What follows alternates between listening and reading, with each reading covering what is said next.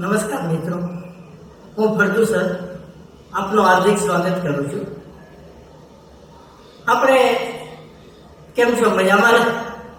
આપણે જે ચેપ્ટર 3 આગળ જોયું હતું, તો આજે ચેપ્ટર 3માં જે કોષ, એનો આંતરિક અવરોધ અને ટર્મિનલ વોલ્ટેજ જોવાના છે. એટલે આપણો પ્રશ્ન છે કે વિદ્યુત કોષ EMF, આંતરિક અવરોધ અને ટર્મિનલ વોલ્ટેજ સમજાવો. તો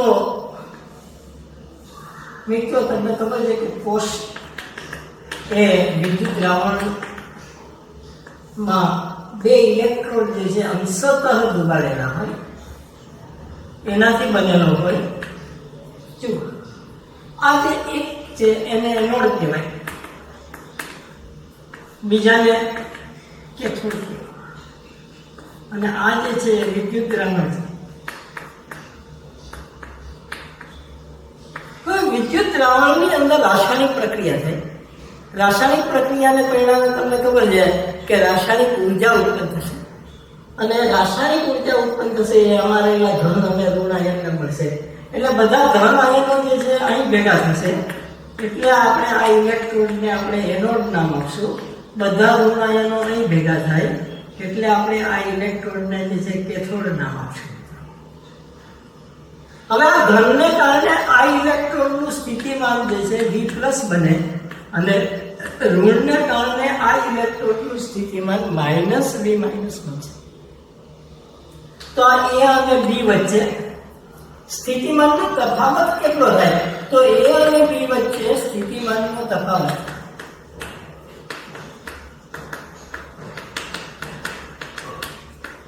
VAB બરાબર V+ -V- થશે, એટલે કે V++ V- થશે. તો કુલ સ્થિતિમાનનો તફાવત આટલો થશે. અને આ જે સ્થિતિમાનનો તફાવત છે મિત્રો, તો આને આપણે કે જ્યારે બેટરીમાંથી પ્રવાહ વહેતો ન હોય ત્યારે એના બે છેડા વચ્ચે જે વિદ્યુત સ્થિતિમાનનો તફાવત છે એને આપણે બેટરીનું EMF એટલે કે વિદ્યુત ચાલક બળ કહેવામાં આવે છે. તો આપણે વ્યાખ્યા નથી લખીએ કે જ્યારે વિદ્યુત કોષમાંથી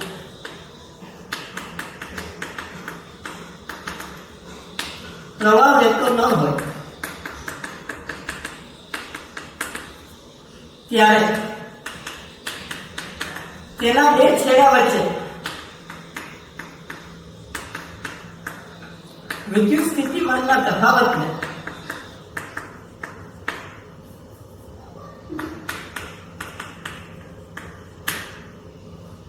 બેટરીનો વીજ ચાલક બળ, એટલે એને ઇંગ્લિશમાં EMF એટલે ઇલેક્ટ્રોમોટિવ ફોર્સ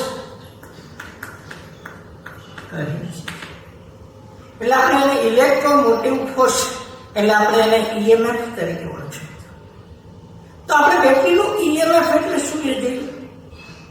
હવે આપણે એના પછી કહીશું કે ભાઈ હવે બેટરીમાંથી જ્યારે આપણે આ રીતે કોઈ વાહક જોડી દઈએ, એટલે વાહક જોડી દો તો તમને ખબર છે કે એમાંથી પ્રવાહ હશે. પ્રવાહ રહેશે તો શું થશે? તો કે અહીંથી ધન વિદ્યુત ભાર જે છે ઉર્જા, આ ઉર્જા હશે. આને ધન વિદ્યુત ભાર પાસે કેટલી ઉર્જા હશે? તો કે બેટરીનું EMF E હોય તો એકમ ધન વિદ્યુત ભાર પાસે E જૂલ ઉર્જા હોય. હવે આ E જૂલ ઉર્જા લઈને એકમ ધન વિદ્યુત ભાર અહીંથી અહીં ગતિ કરશે, એટલે આ ધન વિદ્યુત ભાર આ રીતે ગતિ કરશે, એ અવરોધમાંથી પસાર થશે. અવરોધમાંથી પસાર થશે એટલે ઉર્જા ગુમાવશે. ઉર્જા ગુમાવીને પાછો અહીં આવશે ત્યારે ફરીથી અહીં ખલાસ થઈ ગઈ હશે ઉર્જા, અને અહીં એને E જૂલ જેટલી ઉર્જા મળશે, અને એ ઉર્જા મેળવી અને અહીં જશે. હવે જ્યારે અહીંથી અહીં જતો હોય ત્યારે રસ્તામાં જો આના વિદ્યુત દ્રાવણના કેટલા બધા આયનો હોય, તો આયનો જોડે અથડામણ અનુભવે, અહીં આવશે ત્યારે એને E જૂલ ઉર્જા મળશે. પણ આ અથડામણમાં કેટલી બધી ઉર્જા ગુમાવશે ને ગુમાવીને અહીં પહોંચશે ત્યારે એની પાસે ઉર્જા ઓછી થઈ જશે, ત્યારે વી ઉર્જા થઈ જશે. તો આ જે આનો આ અવરોધવાનો ગુણધર્મ છે વિદ્યુત રવાનો, એ અવરોધને આપણે બેટરીનો આંતરિક અવરોધ કહેવામાં આવે છે મિત્રો. તો હવે આપણે આંતરિક અવરોધની વ્યાખ્યા લખીએ. તો આંતરિક અવરોધ એટલે શું? તો જ્યારે વિદ્યુત કોષમાંથી વિદ્યુત પ્રવાહ પસાર થાય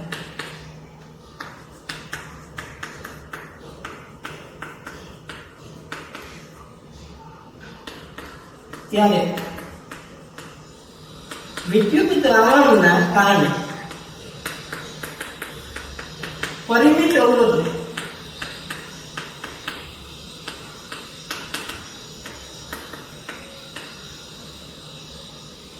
બેટરીનો અથવા વિદ્યુત કોષનો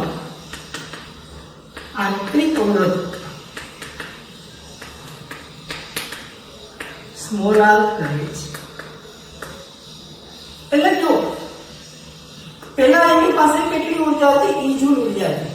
હવે ઈ જૂલ માંથી તે આયાર જેટલી ઉર્જા અહીંથી અહીં પહોંચે ત્યારે ગુમાવે, અને આયાર જેટલી ઉર્જા ગુમાવે તો બાકી કેટલી વધશે? વી જૂલ ઉર્જા વધશે.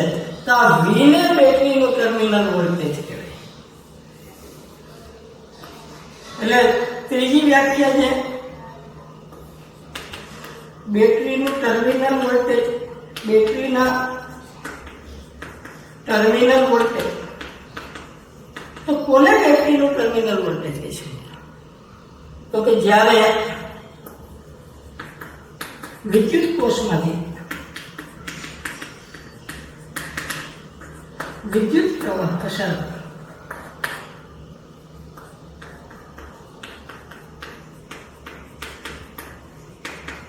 ત્યારે તેના બે ધ્રુવો વચ્ચેના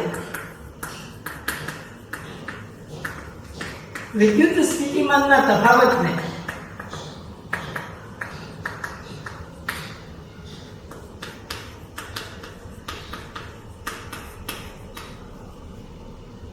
ટર્મિનલ વોલ્ટેજ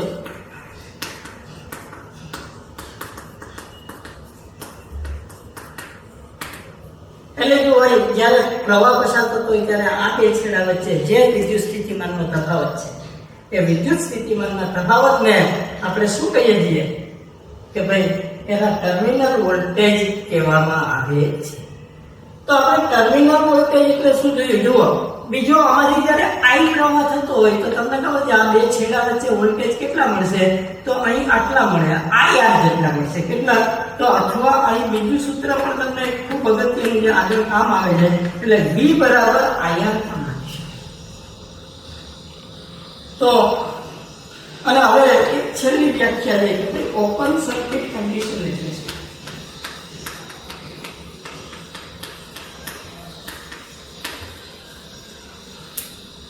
તો કે જ્યારે બેટરીમાંથી પ્રવાહ વહેતો ના હોય એવી શરતને આપણે ઓપન સર્કિટ કન્ડિશન કહેવામાં આવે છે. અને જ્યારે બેટરીમાંથી પ્રવાહ વહેતો નથી એ શરતને ઓપન સર્કિટ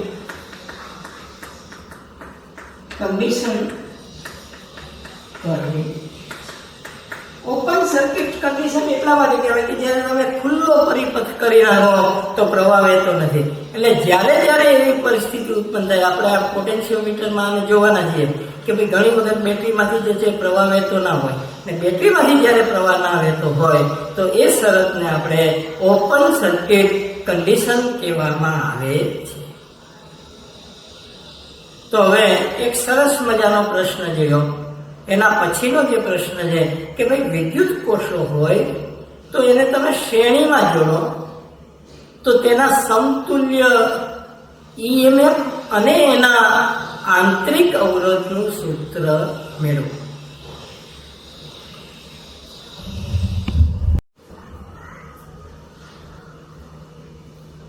કોષોનું શ્રેણી જોડાણ માટે આપણે જો આકૃતિમાં આ બે કોષ છે, વિદ્યુત કોષ જેના EMF E1 અને E2 છે, એમના આંતરિક અવરોધ એકચ્યુઅલી એની વચ્ચે હોય, પણ આ દર્શાવવાની બાજુમાં એવું છે કે R1 અને R2 એના આંતરિક અવરોધ દર્શાવ્યા છે અને એમાંથી પ્રવાહ જે છે જો I પસાર થાય છે. આપણે આને A બિંદુ લઈશું, આને આપણે B બિંદુ લઈશું અને આને આપણે C બિંદુ લઈશું.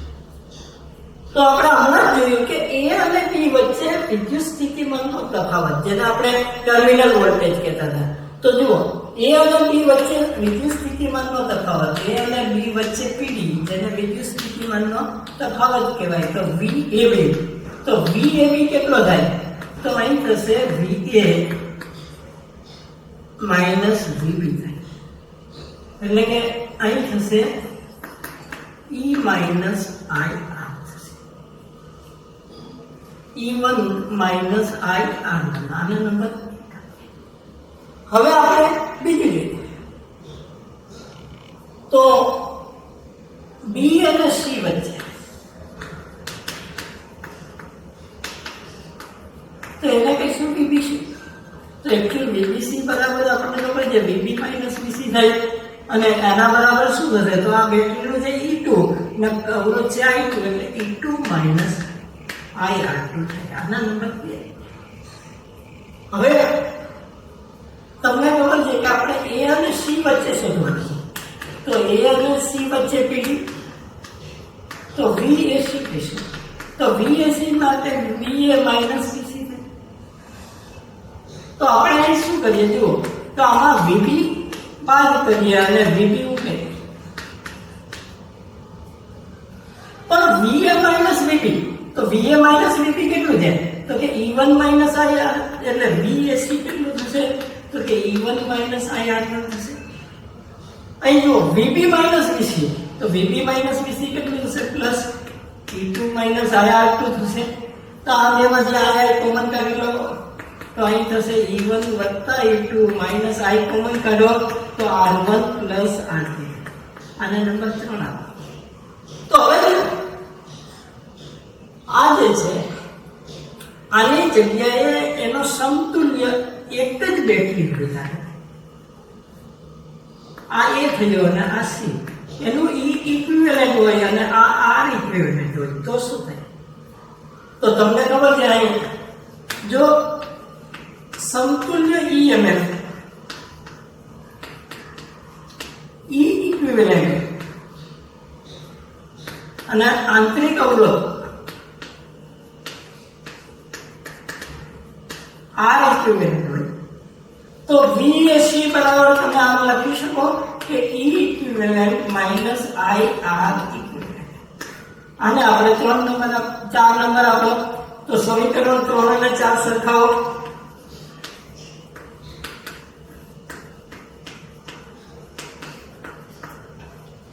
તો અહીં થશે જો આ બંનેને સરખાવજો તો E ઇક્વિવેલન્ટ બરાબર E1 પ્લસ E2 મળશે અને R ઇક્વિવેલન્ટ બરાબર R1 પ્લસ R2 મળે. તો જો આ સરસ મજાનો એક મળી ગયો કે ભાઈ શ્રેણી જોડાણના અવરોધ જેવું જ થયું કે તમે જેટલી બેટરી જોડો, તો બે જ બેટરી હતી, પણ જો વધારે બેટરી જોડો તો દરેકના EMF ના સરવાળા જેટલો EMF મળે. અને R ઇક્વિવેલન્ટ કેટલું મળે? તો કે એનો આંતરિક અવરોધ કેટલો થાય? તો કે દરેક બેટરીના આંતરિક અવરોધના સરવાળા જેટલો થાય છે. એટલે જો n બેટરી હોય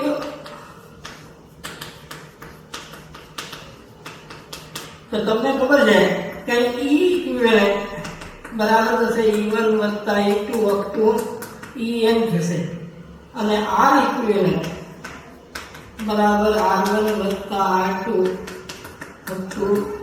Rn થશે. તો આપણે આ જોયું કે ભાઈ E ઇક્વિવેલન્ટ એટલે બધાનો સરવાળો. હવે જુઓ જોડાણ બે પ્રકારના હોય. એક સહાયક જોડાણ કહેવાય. અહીં જુઓ ઋણ સાથે ધન જોડેલું છે, અને ઋણ સાથે જો ધન જોડેલું હોય તો એવા જોડાણને આપણે સહાયક જોડાણ કહીશું. પણ મિત્રો ધન સાથે ઋણ જોડે તો સહાયક જોડાણ કહેવાય. અને સહાયક જોડાણમાં તમને ખબર છે, જો બેટરીમાંથી બહાર નીકળે પ્રવાહ ધન ધ્રુવમાંથી, અને ધન ધ્રુવમાંથી બહાર નીકળે તો એ બેટરીનું EMF ધન કહેવાય, અને જો ધન ધ્રુવમાં પ્રવાહ દાખલ થતો હોય તો એ બેટરીનું EMF આપણે ઋણ લેવાય. કેમ તો કે તમને ખબર છે, ઋણથી ધન બાજુ જાઓ એટલે એને ધન લેવાય.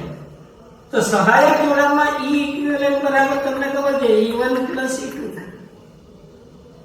પણ ધારો કે બીજું વિનાશક જોડાણમાં શું હોય કે બેટરીના ધન ઋણ સાથે ઋણ અથવા ધન સાથે ધન જોડો. તો આ E1 અને E2 પ્રવાહની દિશા આમ બરાબર છે. તો હવે શું બતાવે બેટરીનું EMF શું થશે? તો બેટરીનું અહીં થશે V અને ABC લઈએ સપોઝ. તો અહીં VAB શું થાય? તો તમને ખબર છે VAB આ બે વચ્ચે, તો E1 - IR1 થાય. પણ VBC શું થશે? તો જુઓ આ ઊંધું થાય, ધનમાંથી દાખલ થઈ જાય અને ઋણમાંથી બહાર આવે, ધનથી ઋણ, અને ધનથી ઋણ એટલે -E2 - IR2. તો હવે VAC શું થશે? તો કે આ બેનો સરવાળો કરો તો E1 - E2 - I કોમન કાઢો તો R1 + R2. તો અહીં E ઇક્વિવેલન્ટ શું થશે? તો તમને ખબર છે E ઇક્વિવેલન્ટ બરાબર E1 - E2 થશે. તો જેમાં ઉલટી જોડાણ હોય, પ્રવાહ ધનમાંથી દાખલ થઈને ઋણમાંથી આવતો હોય તો એ બેટરીનું EMF ઋણ થાય. પણ R ઇક્વિવેલન્ટ તો બંનેનો સરવાળો જ થાય, એટલે R1 + R2 થશે. એટલે વિનાશક જોડાણમાં બાદબાકી થાય, સહાયક જોડાણમાં સરવાળો થાય. તો હવે એના પછીનો જે પ્રશ્ન છે કે આપણે જેમાં શ્રેણી જોડાણ જોયું એવી જ રીતે આપણે જે છે એ હવે સમાંતરમાં વિદ્યુત કોષોનું જોડાણ જોઈશું. પણ મિત્રો આ બે E1 અને E2 એ વિદ્યુત કોષ સમાંતરમાં જોડેલા છે, અને એમનો આંતરિક અવરોધ R1 અને R2 છે. હવે E1 માંથી જુઓ પ્રવાહ I વહે છે અને E2 માંથી I2 વહે છે. અહીં બંને એ બિંદુએ ભેગા થાય અને કુલ પ્રવાહ થાય છે I. એટલે હવે તમને આમ તો કિર્ચોફનો નિયમ લાગુ પાડશો તો ખબર પડી જશે કે I બરાબર I1 વત્તા I2 થશે. તો સૌપ્રથમ આપણે આ પરિપથ લઈએ. તો VAB A અને B વચ્ચે વિદ્યુત સ્થિતિમાનનો તફાવત. તો અહીં V લઈએ, VAB. તો પ્રથમ બેટરી માટે કેટલો થાય? તો તમને ખબર છે પ્રથમ બેટરી માટે થશે E1 - IR1 થશે. એટલે VAB ને આપણે કહીશું V કહીશું. એટલે હવે જુઓ આપણે આને જે છે આપણે આના I ના સૂત્રનો I1 R1 થશે. I1 નું સૂત્ર મેળવવાનું અને આ બાજુ લઈ જવાનું, આ બાજુ લઈ જાઓ તો અહીં થશે E1 - V બરાબર થશે I1 R1. અને તેથી આપણને I1 નું સૂત્ર મળશે. I1 બરાબર મળશે E1 - V upon R1 મળશે. આ એક સૂત્ર થયું. હવે એ જ રીતે બીજી બેટરી માટે V બરાબર શું થશે? તો તમને ખબર છે E2 - I2 R2 થાય. ને તેથી તમને ખબર છે આપણે આને આમ સેમ આને આ બાજુ લઈ જઈએ, આને આ બાજુ લઈ જાઓ તો I2 બરાબર મળશે E2 - V upon R2 મળશે. તો આ એક નંબર આપ્યા અને નંબર 2 देखो I = જુઓ આ બે પ્રવાહ બહાર નીકળે છે, અંદર દાખલ થાય છે અને આ બહાર નીકળે. એટલે કુલ પ્રવાહ I બરાબર થશે I1 વત્તા I2 થશે. હવે આપણે અહીં કિંમત મૂકી દઈએ I1 અને I2 ની, તો અહીં થશે I બરાબર થશે જો E1 upon R1 plus V upon minus V upon R1 plus E2 upon R2 minus V upon R2 થશે. હવે આપણે સાથે લખીએ તો અહીં થશે E1 upon R1 plus E2 upon R2 minus V common કાઢો તો અહીં થશે 1 upon R1 plus 1 upon R2 થશે. હવે આપણે લસા લઈએ તો આ બેનો લસા લેશો તો R1 R2 લસા થશે, આમાં પણ R1 R2 થશે, તો અહીં થશે જો E1. હવે અહીં લસા R1 લેવો હોય તો આપણે R2 વડે ગુણવા પડશે એટલે E1 R2 પ્લસ થશે E2 R1 છેદમાં R1 R2 માઇનસ V અહીં થાય R1 R2 અને અહીં થશે R1 પ્લસ R2. હવે આ માઇનસ V આને આ બાજુ લઈ જાવ તો અહીં થશે V, અહીં થશે જો R1 વત્તા R2 છેદમાં R1 R2 બરાબર થશે E1 R2 plus E2 R1 છેદમાં R1 R2 માઇનસ થશે I. હવે આને આપણે આ બાજુ લઈને ગુણી નાખો એટલે આપણે ટર્મિનલ વોલ્ટેજ જોતા હતા તો આપણને ટર્મિનલ વોલ્ટેજ નહીં મળશે, તો V બરાબર થશે E1 R2 plus E2 R1 છેદમાં R1 R2. અહીં ઉલટું થશે જો આજે આપણે આ બાજુ આવશે તો આ જે છે ઉપર જશે આ નીચે જશે એટલે R1 R2 છેદમાં R1 પ્લસ R2. અહીં માઇનસ I થશે,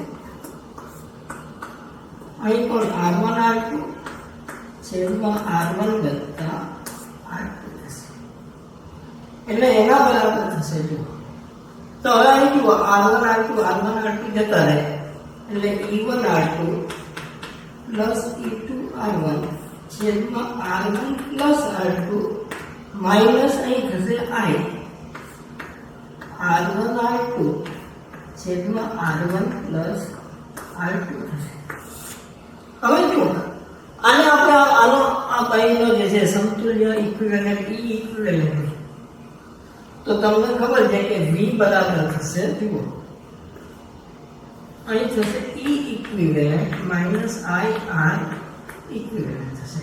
તો આપણે આ સમીકરણ જે છે આને 3 અને આને 4 સાથે સરખાવીએ તો સમીકરણ 3 અને 4 સરખાવવા તો E ઇક્વિવેલન્ટ બરાબર મળશે E1 R2 plus E2 R1 છેદમાં R1 પ્લસ R2 મળશે અને જુઓ R ઇક્વિવેલન્ટ બરાબર મળશે જુઓ R1 R2 છેદમાં R1 વત્તા R2 થશે.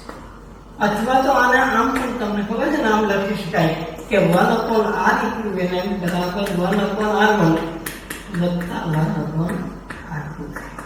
એટલે જુઓ અવરોધોમાં તો તમને ખબર પડી ગઈ કે એના જેવું સમાંતરમાં જે વ્યસ્તનો સરવાળો થાય એમાં આમાં પણ વ્યસ્તનો સરવાળો થાય, પણ જુઓ આ EMF જુદું થાય. અને સામાન્ય રીતે જો લખવું હોય તમારે તો સામાન્ય રીતે તમને ખબર છે કે આમ પણ લખી શકો E ઇક્વિવેલન્ટ છેદમાં R ઇક્વિવેલન્ટ બરાબર થશે E1 upon R1 plus E2 upon R2 અને આવી રીતે પ્લસ En upon Rn થશે. તો આ રીતે આપણે જે છે આના સમીકરણો જે છે મેળવી શકાય. સમાંતર જોડાણમાં જે છે એ બેટરીનું સમતુલ્ય EMF મેળવવું અને બેટરીનો જે છે આંતરિક અવરોધ જે છે આ રીતે.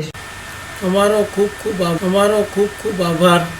તમને જો આ વિડીયો ઉપયોગી લાગ્યો હોય તો લાઈક કરવાનું અને સબસ્ક્રાઈબ કરવાનું ભૂલતા નહીં મિત્રો.